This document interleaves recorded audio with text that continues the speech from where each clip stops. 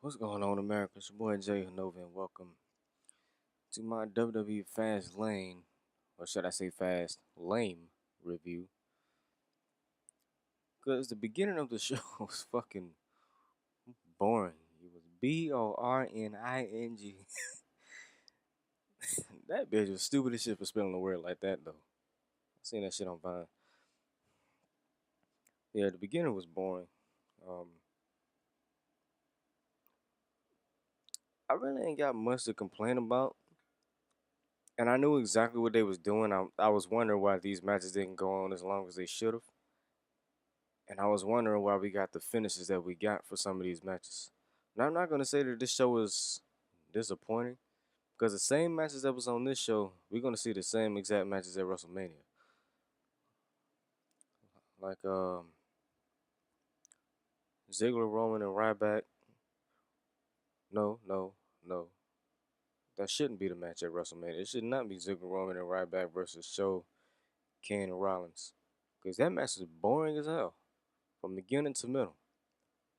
Only reason I gave this match a star is because of how Big Show knocked out Dolph Ziggler. And that shit was funny as hell. He actually had to come off his feet to knock his ass out. That was funny as hell. And the Authority won the match. I also rated that because it was unexpected. We didn't think that the Authority would win the match. And we damn sure didn't think that Kane would be the one to get the pin. Yeah, the match is boring as hell. I really didn't give a fuck. But I hope we get Ziggler versus Rollins at WrestleMania. I don't care what smart busters say. Talk as much shit as you want. Ziggler versus Rollins, they had a lot of good matches, and you know they're going to tear the house down at WrestleMania.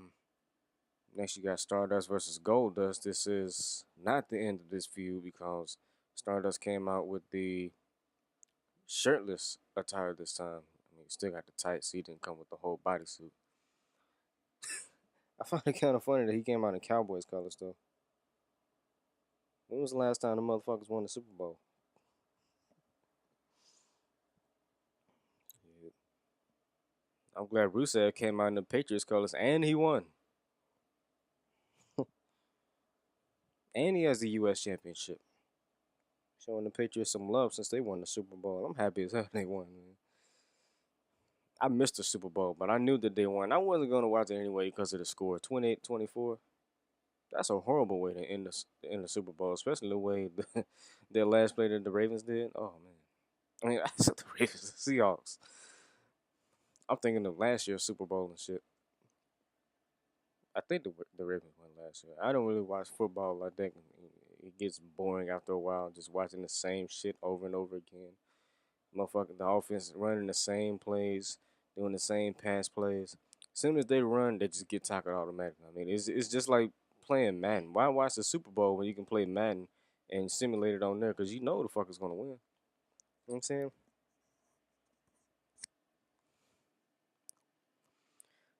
But yeah, Goldust wins. Um,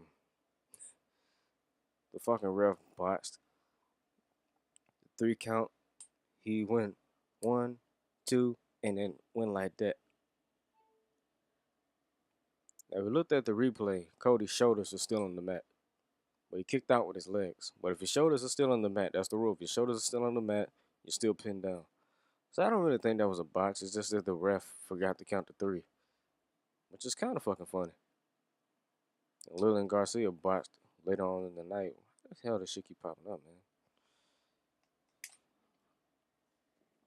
Oh no, she botched next up. But before I get to that, Stardust and Goldust backstage with Dusty Rhodes. Stardust comes backstage, beats the shit out of Goldust, kicks him in the face and to the little equipment thing. So this is not the final battle between these two. The final battle will happen at WrestleMania, and eventually, I hope we get Cody Rhodes versus Goldust like we were supposed to at WrestleMania 28 or WrestleMania 29. I think it's supposed to be at WrestleMania 29, but they nixed that shit. And now they finally came to their senses and gave it to us again because they know that Goldust is going to be retiring soon. I mean, the dude is 50. So, yeah. Next up, you got the Tag Team Championship match. Easily the best match of the night. You got the Usos versus Cesaro and Tyson Kidd. I did not expect Cesaro and Tyson Kidd to win this match. I mean, some shit like that WWE can pull swerves on you, but sometimes like you see a team like Cesaro and Tyson Kidd in a championship match, tag team championship match. It's just the way you think. I mean, the way WWE books the Usos, I kind of had a feeling that the Usos was gonna win this in some way. No sell a couple moves, hit like two super kicks, like a double super kick, and then hit the super fly splash, and then win the match like always. I wouldn't care, but this time I actually cared because I forgot what the finish of the match was. But I don't know what the fuck happened to Jey Uso. Jimmy was I think he was the legal man. Jay rolled out of the fucking ring. I don't know what the hell happened to him, but I don't know if Cesaro hit his ass with an uppercut or not. I think I missed that part because Jay was just, or Jimmy, whoever that was just laying on the right side of the ring, and he just fell out of the ring. Like, what the fuck happened to him? I thought he was gonna get up and break up the pin. I thought the match was gonna be a little longer, but Tyson Kidd hit that. I don't know what he calls that finisher, but it's a nice finisher.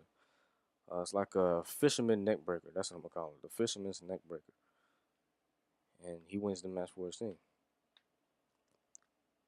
And I gotta say, before I go on any further, Natalia's outfit tonight, man, bruh, reminiscent of Oksana, yo.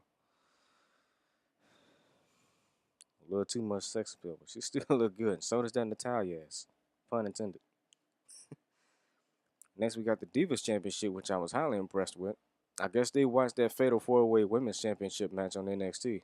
So they decided to give them a little bit more time. So they gave them a little bit more time. Nikki still the champion. She stole the win by grabbing the tights. Now, it wasn't that long of a match. It was only, 7 minutes, 8 minutes? So I gave this a star and a half. Oh. The first match, 1 star. Stardust vs. Goldust, 1 star. Tag Team Championship, 3.5 stars. The Divas Championship, star and a half. If it would have went on a little longer and the finish, wasn't like so blasé, then I would have gave this 2 stars, maybe even 2.5 stars. I mean, this is one of the better Divas matches we've seen on the main roster. And Nikki, I wonder who she's been training with. It looks like she hasn't been training with Cena because she didn't botch not one move, and none of her punches look ugly like Cena's. I know she hasn't been training with Cena. I mean, she been working out with him. I mean, you see that on Total Divas. But I know she's been training with somebody else. Because the way she did her moves in this match, she perfected those moves. She did those way better than Cena does, like the power bomb. I think she did a power bomb.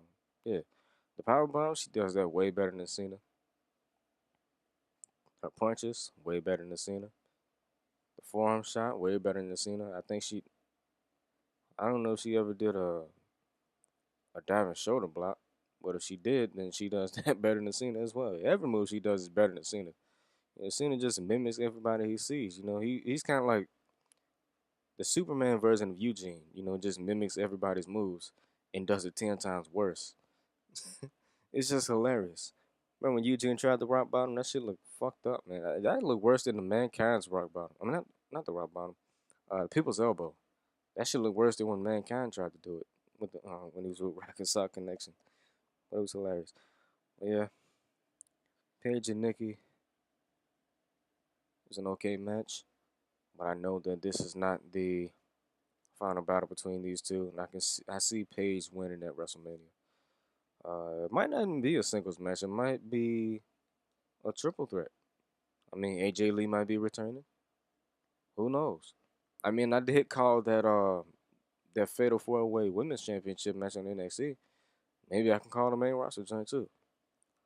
Maybe we'll have Nikki Bella defending the title against Paige, returning AJ Lee.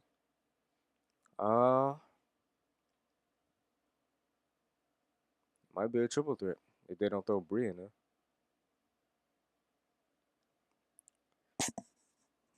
But it might not be that good of a match because Brie and Nikki they probably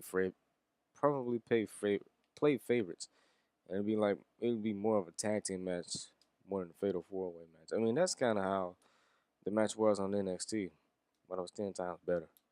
They always showed the dissension in these alliances and shit. Next, we got the IC Championship. You got Wade Barrett, well, Bad News Barrett versus Ambrose. That's on my phone now. I was waiting for the match to end. And after the match ended, I was getting ready to write it down, but my shit died. I still remember everything that happened after that. Barrett versus Ambrose. Kind of disappointing because Ambrose got himself intentionally disqualified. It was an okay match. I'll give him about a star and a half. I usually don't rate matches that end in DQ, but for this one, I give it a star and a half, especially what happened after the match. Ambrose pulled like a heel tactic. He attacked Barrett, continued to attack Barrett after the match. Hit him with the Dirty Deeds, aka Mick Foley or Cactus Jack's double arm DDT. I don't know why they changed the Dirty Deeds. They should. I know why they changed the Dirty Deeds because Adam Rose has the same finisher, and I guess they think his look 10 times better because of the way he does it. Because instead of going like a bulldog, you know, spike thing, whatever it's called, he goes like this, like he's going for an RKO and just slams your head down. His does kind of look better though, but he fucks it up a little bit. But they really need to change his gimmick back to Leo Kruger. I watched some of the old NXT episodes from season 6. The Leo Kruger gimmick is 10 times better than the Adam Rose gimmick. I don't know why they had to rehash the Lex Express. Remember the Lex Express from the early 90s in WWE? That gimmick was horrible, man. The Lex Express, they think that the what was it, the Rose Express? Something like that? I don't know. Exotic Express, that's what it is. They think that's 10 times better? Hell no, that's 10 times worse. At least the Lex Express was entertaining. Exotic Express is a fucking waste of time. Yeah. After Ambrose hit him with the dirty deeds, he was getting out of the ring. Got back in the ring, grabbed the title, put it down. Did another dirty deeds onto the title this time. Takes the title and goes backstage with it. Then Barrett, with that, I almost said British accent, with that English accent, where's he going with my bloody title? Oh man, I didn't put everything else in my notes after that because my phone died. I don't know why. It's just a habit that my phone dies as I'm watching the pay-per-view. So I can't really get all my notes out. So I got to, remember everything that happens. But after this match, you got the confrontation between Sting and Triple H. And Triple H came out prepared, so I knew it was going to be a fight. He came out in his O2, Remember that attire that he came out with when he returned to, what was it? To Raw or SmackDown? I think it was SmackDown in 2002. And he came out in this big ass, thick ass jacket that he had on. The one he had on tonight looked similar to it, but a little smaller. And he had the same exact jeans. It looked like it, but a little skinnier. Or maybe he's just losing weight. Got a decent promo on Sting. Sting came out. They brawled a little bit. Triple H got the upper hand, got out the ring, got the sledgehammer. Thus, the return of the baseball bat. I've been waiting for this, the return of the baseball bat. Sting grabs the baseball bat, puts it in it's Triple H's face. Just puts it in his face. And then points to the WrestleMania sign. I mean, we already seen that coming. I mean, we kind of predicted that at Survivor Series as soon as he came out to cost the Authority the match. We knew that was going to happen. But I like how they built up to it. I mean, the segment sucked, but the build-ups were good. I'm talking about the segments on Raw. Them janks sucked. They were bad, but the build-up was good. The segment tonight, better than most of the segments that they came up with. They could have, set them up a little better, but whatever. So Sting gets the upper hand. And as he's getting ready to leave out of the ring, Triple H tries to sneak attack him. And he gets hit in the gut with the bat. Then he gets hit with the Scorpion Death Drop. One thing I forgot to mention is that when Cesaro and Kid won the Tag Team Championship, Lillian Garcia said, "And still Tag Team Champions." That kind of made me laugh. I mean, that's two boxes in one night. I find it kind of funny how she says championship. I mean, she is from Spain, so I mean, I get where she's coming from, with her accent. But she doesn't say championship. She said championship. Yeah, after the Triple H Sting segment, you got who do we have?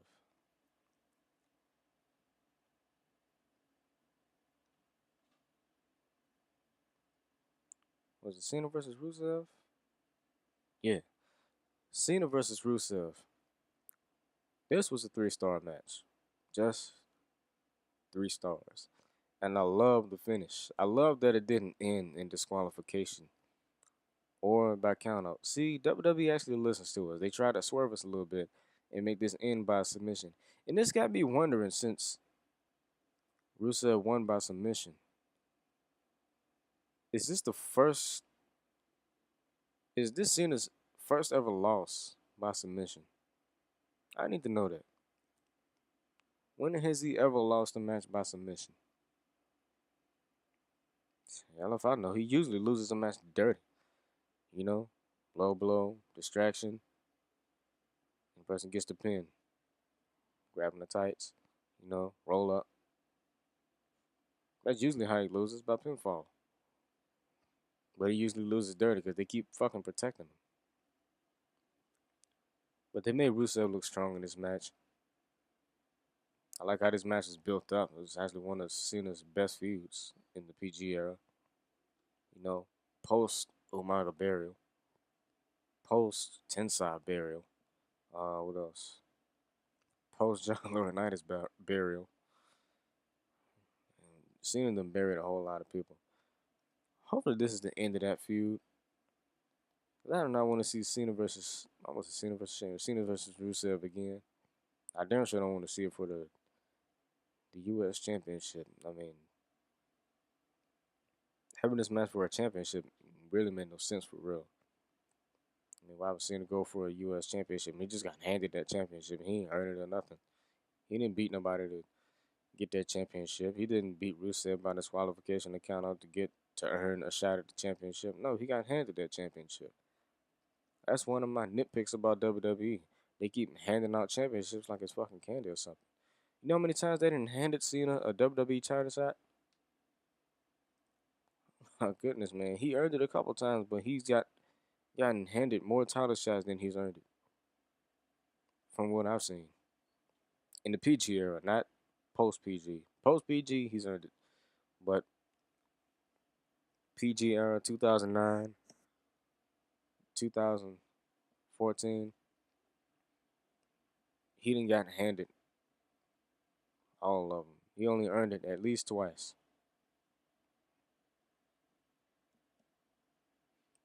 Nah, yeah, maybe at least twice.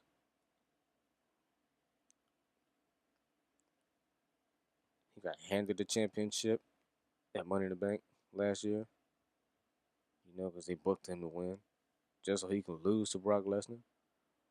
I mean, that made him a 15-time champion. That puts us at risk of seeing him as a 16-time champion. Lord knows how many people are unsubbed and cancel the network. Lord knows how many viewers the WWE will lose. Lord knows how low the ratings will be. I mean, the only people that will appreciate seeing as WWE champion is kids and women, and that's it. Like, as soon as he comes out, all you hear is kids and women cheering, and nothing else but silence. As soon as he gets in the ring, a roar of boos from all the men in the crowd. I'm telling you, all the men hate John Cena. I hate John Cena. Like the way this dude has been booked for the last 10 years, just made me hate the fuck out of him. Especially since he buried Umaga back in 2007. That made me hate him. That burying Tensai in 2012. You know, 'cause they could have did better with Tensai. Why the fuck did they have to bring him in as Tensai? Why couldn't they just bring him back as A Train? They really had to make him irrelevant like that. He buried his ass so bad that he's on commentary on NXT now. That's fucked up. He buried Brodus Clay so bad that he's on TNA now wrestling as Tyrus. That's worse than his original name. Goddamn, son. Who else? He buried CM Punk so bad, verbally.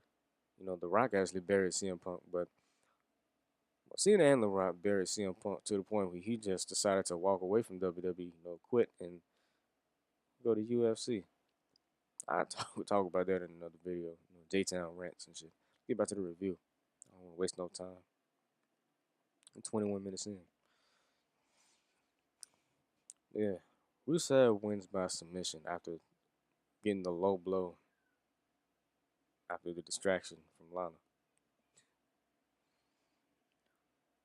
You know, one day I'm really waiting for Lana to, you know, trip on them heels. I'm waiting for her to show them little cankles, you know. I'm waiting for her to do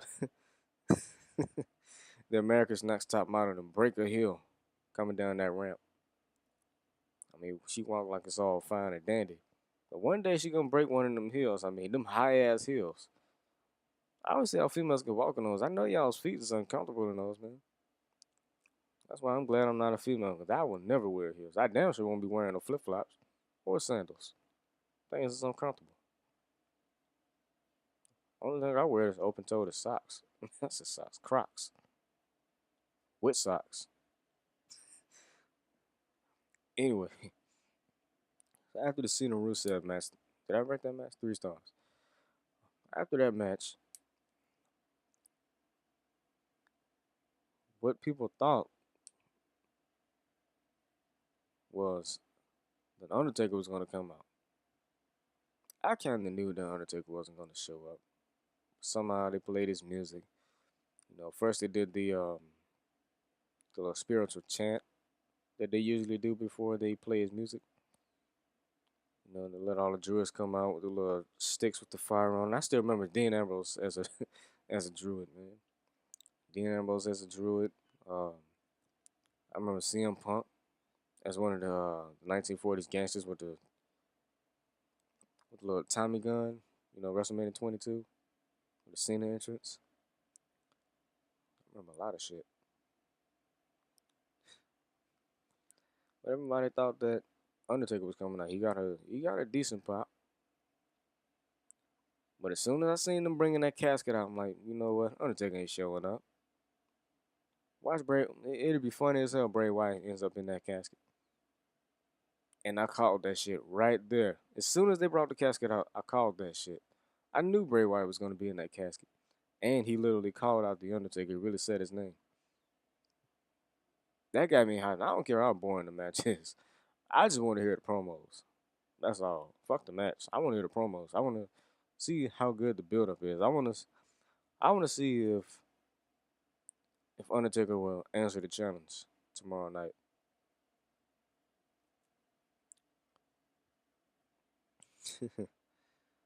And I really do believe that Bray Wyatt could be the modern day Undertaker. I mean, he does have like a eerie type entrance, you know, no lights. He comes out with a little lantern and shit. He cuts these eerie ass promos that nobody knows. He talks in riddles, you know, so you can barely understand what the fuck he's saying. Then at the end of every promo, he into it. He's got the whole world in his hands, and then run. Usually it's follow the buzzers, but they stopped it. Just run. Yeah, I'm looking forward to this feud. I'm also looking forward to Sting versus Triple H. I can't believe I'm saying this. I'm also looking forward to Brock Lesnar versus Roman Reigns. Before I get to that match, one thing that popped up in my head is that at WrestleMania 31, they can do WrestleMania 2000 all over again. Remember WrestleMania 2000? No, before WrestleMania 2000. Remember Royal Rumble 2000, where Big Show thought he eliminated The Rock. That's like the 1995 Royal Rumble where Shawn Michaels got thrown out by who was that? I think it was the British Bulldog. British Bulldog thought he threw him out, but only one of his feet touched the floor. So Shawn Michaels got back in and pushed his ass out of the ring. And Shawn Michaels won the Rumble. Same thing happened with Big Show and The Rock at Royal Rumble 2000. Big Show thought he threw The Rock out. Only one of his feet touched the floor, or he might have fell on the floor, but the ref didn't see, so he snuck back in. You know, Stone Cold did the same thing. He did that at I think he did it at the 1998 Rumble. That was funny as hell. But Rock eliminated Big Show and it became a big controversy on who eliminated who. And somehow Mick Foley got added to the mix. You know, Linda put him in the match. So it became a fatal four-way at WrestleMania 2000. It was Triple H defending the WWF Championship against the Big Show, The Rock, and Mick Foley. Mick Foley gets eliminated first, then Big Show, and then The Rock. Triple H retains the championship. So I'm thinking they can do the same thing over again. They can recreate that exact moment. Not the exact moment. They can do it a little different, but they can recreate that moment and do it for WrestleMania 31. They can have another fatal four-way match. They can have Seth Rollins versus Roman Reigns versus Brock Lesnar versus Daniel Bryan. You can have Roman Reigns spear Daniel Bryan for the win, while Lesnar is outside, sporting his ribs, because they doing a broken rib angle, obviously, because of that move that Rollins did to him at Royal Rumble. But Roman Reigns wins the championship. Got a roar of boos from everybody, kids, women, well, mostly men. But cheers from kids and women, of course. Because they do him like Cena. But a whole course of boos from the men. All of a sudden, Lesnar gets back in. No sells the rib injury. And F5s the shit out of Roman Reigns. And then leaves. And that leaves Rollins right there to cash in. He cashes in the Money in the Bank briefcase. Roman Reigns is slowly getting up. Rollins hits the curb stomp. 1, 2, 3. Satisfactory. Rollins wins the championship and lives up to his name. The self-proclaimed future of the WWE. So I think that would be a good idea, but apparently they're going to do Randy Orton versus Seth Rollins because Randy Orton returned tonight. I forgot to mention that. But nobody really cared. I mean, he got a little baby pop. Didn't really get that big of a pop. When Randy Orton wants his pops, when he's in the mood, he ain't like that old badass character he used to be. When he first turned face, he just gets on the turnbuckle, just come on. Like, really, dude? Come on, man. Where's the Randy Orton from 2009, 2010? We want that Orton, that face Orton. Just less bland and less boring. More badass. Like they're doing Roman Reigns now. They have him doing a little bit of heel tactics for the past couple of weeks.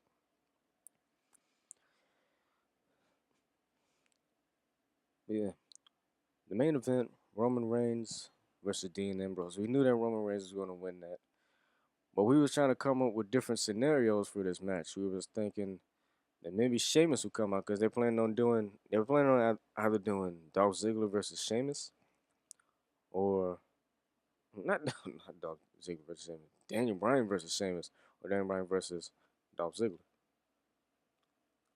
I'd rather see Daniel Bryan versus Dolph Ziggler, but I know that they're going to be turning Sheamus heel immediately, so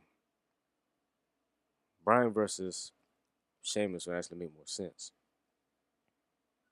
But if they don't go for that, then Bryan versus Ziggler it is. But Yeah, but I kind of knew that they wasn't gonna let Bryan win that. They said they felt that it would be a repeat. WWE is always trying to listen to the fans. You can listen to your fans, but if you pick a guy to win the Rumble and win the title at WrestleMania, stick to that person.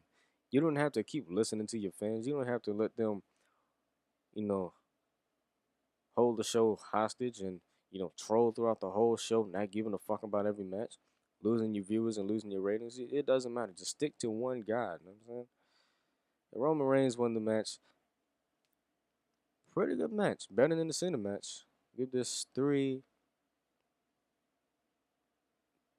Mm, for a Roman Reigns match, it was actually pretty good. I wasn't shocked with the moves that Roman Reigns pulled off. Um, 3 and 3/4 stars. I'm just being honest. 3 and 3/4 stars. Roman Reigns did a good job in this match. Daniel Bryan did a good job in this match, somewhat. Even though he didn't really pull out that many moves, he did mostly kicks and suicide dives. But Roman Reigns put out all the stops. Daniel Bryan did 3 suicide dives in a row, but on that third suicide dive, Roman Reigns caught him and hit him with a belly belly suplex outside the ring. I like that. He did a catch and power bomb when Daniel Bryan went for the missile drop kick from the top. Um, Daniel Bryan tried it again. He got hit with a Superman punch.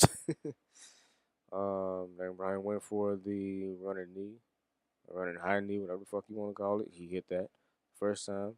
Roman kicked out. He goes for it the second time. He gets his ass speared. They run at each other at the same time, but Roman Reigns is so big, pause, that Roman Reigns gets the upper hand. So Roman Reigns wins the match. He's going on to face Brock Lesnar at WrestleMania. Hopefully it's a good match. I mean, it's big man versus big man. Or big man versus bigger man, because Brock Lesnar, he may not look that jacked, but he is fucking jacked, yo. He's more jacked than he was back in 2002. I ain't gonna lie. Even though he looks a little fat and he got that dick in the middle of his chest, he's more jacked than he used to be. It looked like he got a tan because he ain't as pale as he used to be. He probably did get a tan. But whatever. If I was gonna rate this show, I'd give it uh based on storytelling, I give it a 7 out of 10. Some people say this show was a horrible show. It This show was basically a build up for WrestleMania. So I'm not mad at the outcome of all these matches. It's just a huge build up to WrestleMania. You know what I'm saying? So you got Seth Rollins versus Randy Orton. You got um you got Sting versus Triple H. You got Undertaker versus Bray Wyatt. You got Roman Reigns versus uh Brock Lesnar. You got Daniel Bryan versus Sheamus, heel Sheamus, or Daniel Bryan, doesn't matter. Either way, it'll be a good match. What else? You got Cody Rhodes finally versus Goldust. You also got Ambrose versus Bad News Barrett again. If they do it right, and if they give him the right amount of time, and not do the same finish that they did tonight. You also got Paige versus Nikki Bella. They're gonna do some tweaks to that match and add some more shit to it, hopefully. Because he just can't be just like a singles match. You can at least make it a triple threat match. Yeah, they can make it a triple threat match. Don't throw Brie in there because she gonna fuck everything up with her non-wrestling ass. Just make that a triple threat match. I mean, AJ Lee is supposed to be returning soon anyway, so yeah. So that's it for this episode. At the end of every episode, like I said, I end it with a question. For those of y'all that watch WWE Fastlane, or Fast Lane, as I like to call it, what did y'all think about the show? Let me know in the comment section down below. With that being said, this is your boy Jay Hanovi signing off. Peace out.